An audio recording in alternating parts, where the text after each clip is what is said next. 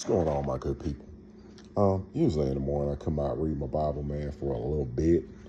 And I usually start by, putting my hand on my Bible and saying, hey, God, can I get a prayer for myself? Can I get a prayer for my family? Can I get a prayer for your nation? And can I also get a prayer for your chosen people?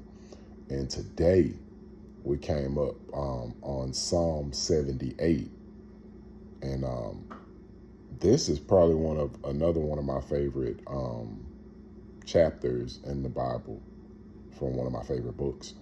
But this was given to me by a friend. Her name is Sheba, but she gave me this a long time ago. She was like, hey, somebody gave me this this chapter a long time ago, and it'd probably be good for you to read.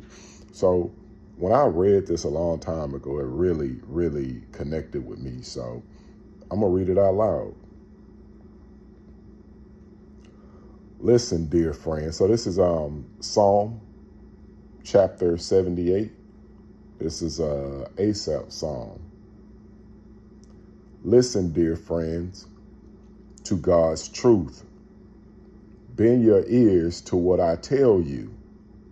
I'm chewing on a morsel of a proverb. I'll let you in on the sweet old truths. Stories we heard from our fathers. Counsel we learned on our mother's knee. We're not keeping this to ourselves. We're passing it on. We're passing it along to the next generation. God's fame and fortune. The marvelous things he has done. He planted a witness in Jacob, set his word firmly in Israel, then commanded our parents to teach it to their children, so the next generation would know, and all the generations to come. Know the truth and tell the stories, so their children can trust in God. Never forget the works of God, but keep his commands to the letter. Heaven forbid they should be like their parents, bullheaded and bad, a fickle and faithless bunch who never stayed true to God. The Ephraimites, armed to the teeth, ran off when the battle began. They were cowards to God's covenant, refused to walk by his word. They forgot what he had done, marvels he'd done right before their very eyes. He performed miracles in plain sight on their parents, in the plain sights of their parents. In Egypt, out on the fields of Zoan, he split the sea and they walked right through it. He piled the waters to the right and to the left. He led them by day with a cloud, led them all the night long with a fiery torch. Getting deep up in here. He split rocks in the wilderness, gave them all they could drink from underground springs. He made creeks flow out from sheer rock and water pour out like a river. All they did was sin even more. Rebel in the desert against the high God. They tried to get their own way with God. Clamored for favors, for special attention. They whined like spoiled children. Why can't God give us a decent meal in the desert? Sure, he struck the rock and the water flowed. Creeks cascaded from the rock. But how about some fresh baked bread? How about a nice cut of meat? When God heard that, he was furious. His anger flared against Jacob.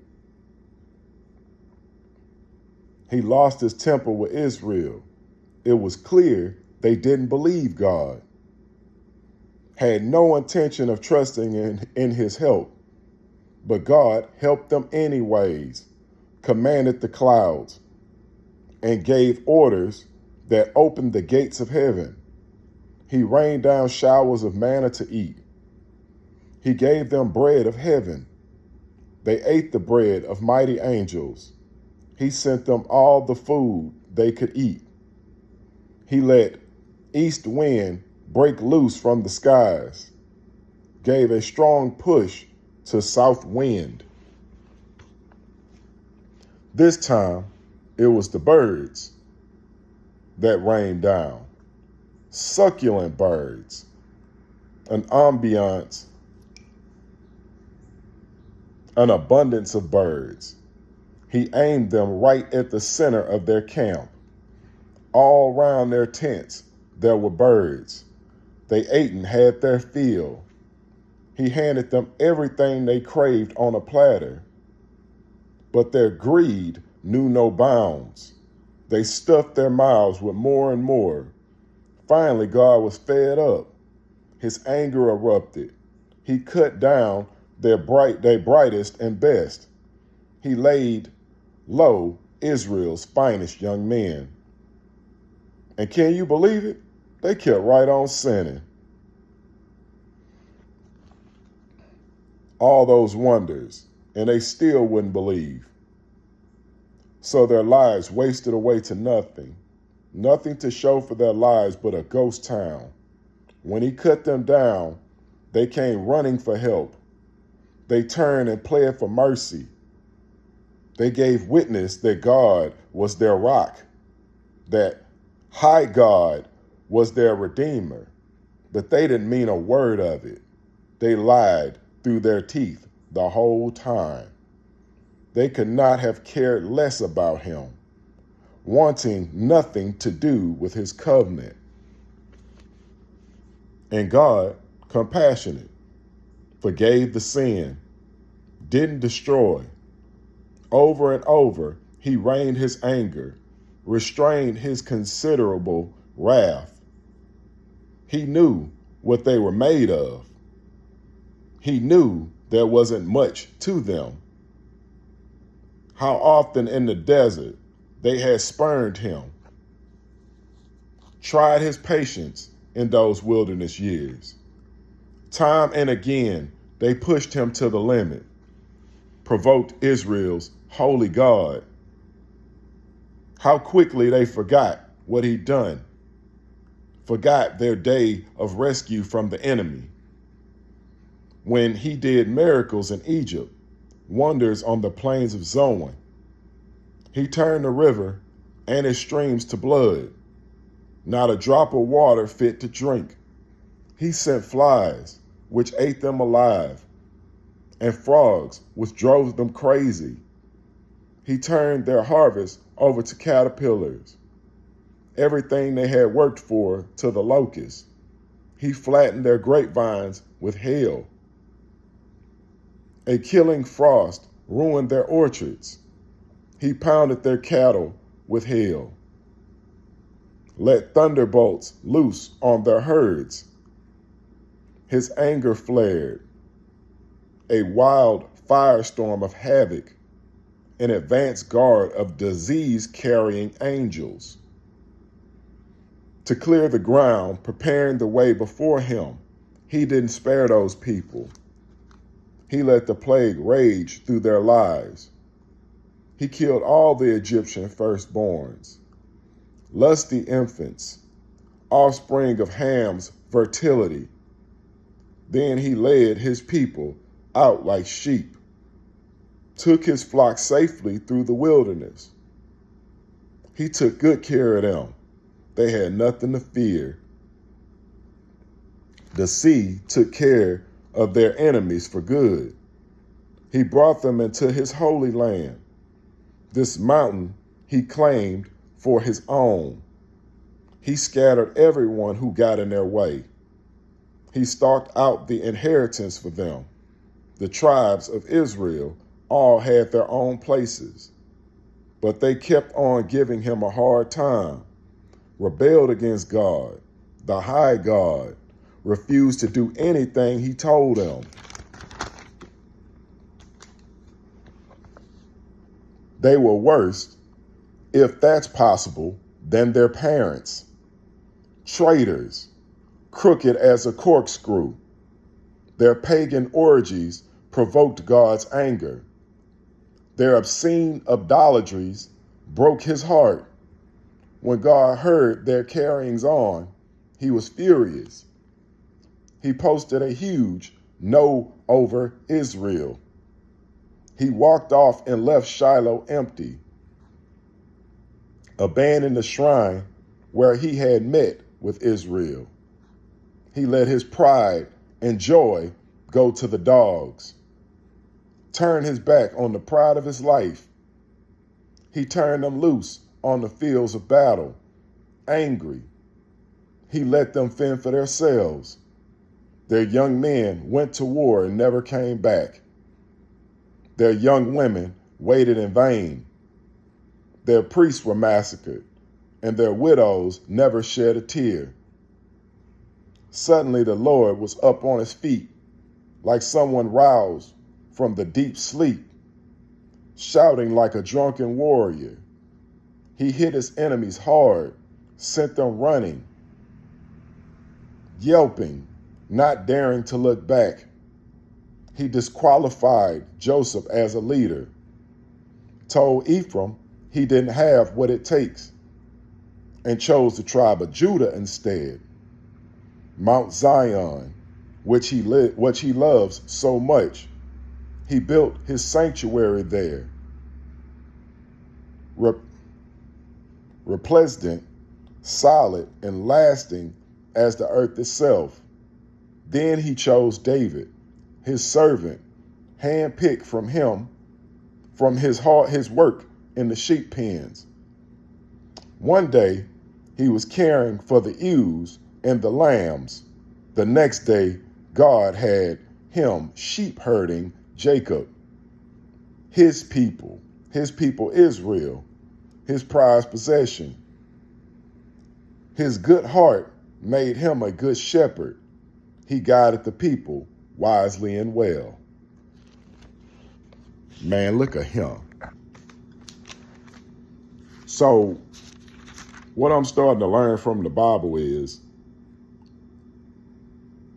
it's a your God type of thing. So Israel has their particular God. But when you don't want to do right in your father's house, your father release you to the people you want to be around so bad. Like when I be telling people, hey man, I don't think that person good for you, they be like, no, you don't know nothing. I be like, well, go ahead. Go ahead. When you come back with your war wounds and you have some humility about yourself and you're willing to listen, then maybe I can impart some wisdom upon you and tell you why that person wasn't good for you. But it's not my job to tell you why that person not good for you. Let me just release you to that person. Let me release you to the care of this person that you trust so much. And I feel God is the same way. Like, okay, you think them people care about you more than me? Good. Go out there and see. Who we been begging for reparations? You begging these people for reparations? You think these people are going to do right by you? No way. They ain't do it then. They ain't going to do it now. Pray to a higher power and watch how things change. Practice the royal rule of love, loving your brother and your sister as you love yourself, and see if things change. Watch how you talk to your brothers and sisters and see how things change. Watch how you treat your brothers and sisters. Watch your integrity. The things that when nobody else is watching, the things that you do. When you change those things, God can move in your direction. But when you want to be a fool in your father's house, such as your ancestors, that's when you get the results that black people are getting in America.